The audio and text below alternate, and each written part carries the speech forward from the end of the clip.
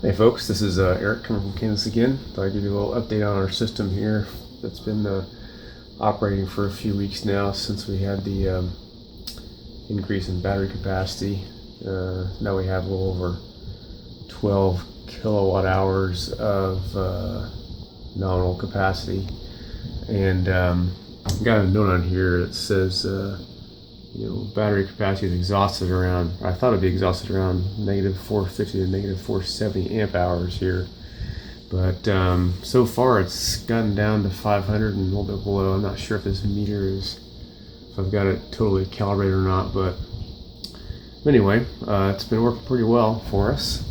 It's nice to have over 10 kilowatt hours of energy now to use, and I don't have to do near as much monitoring of battery capacity now. I can just let things run up and down as days pass on without having to switch a bunch of our switches downstairs on our generator transfer switch boxes. So that's it's been a nice change. So I wanted to give an update on that. It's about almost 2 o'clock p.m. here Central Time. And this is about on a constant basis on a hot day with no clouds rolling overhead. This is about what it puts out consistently, between 1,300 and maybe 1,400 at most watts at any one time.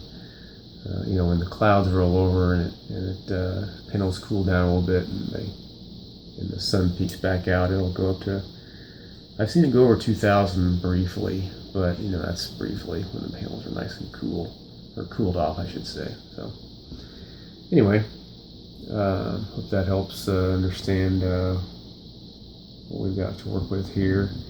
And probably the highest, so far this year, the highest kilowatt hours we've accumulated in one day is, now we're at 5.3 today. This is July 21st. The highest single day we've gotten to is just shy of 12 kilowatt hours. It's like 11.98 or something like that. So that's level our system there if you're curious. One other update I wanted to give you on our system here, now that we've had the extra battery capacity installed of over 12 kilowatt hours, is that having the extra capacity allows us to not use up or not cycle, I should say, the older batteries that we have. They're not that much older, but the overall capacity allows us to not cycle as much. So instead of cycling the batteries up and down almost the full usable capacity like we were before, now we're able to cycle them. So we have a 500 amp hours nominally. We're able to cycle them between maybe 350, negative 350 to negative 100 amp hours on this meter. Using up 200 to 300 amp hours of that capacity instead of the full capacity, and just allows a lot more flexibility. So I wanted to mention that also is a fantastic benefit, and that'll help make the batteries last a lot longer. If you've ever seen a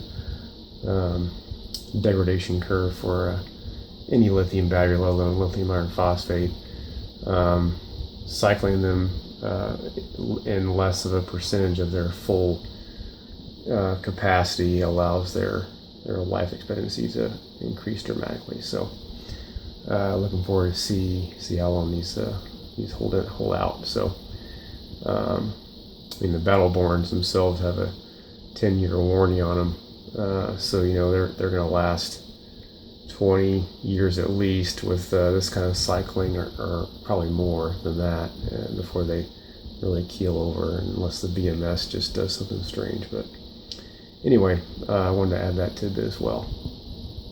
I'm going to give a little short update on our system, how it's been going, and just nice to have the extra battery capacity, and we'll continue to give you updates here.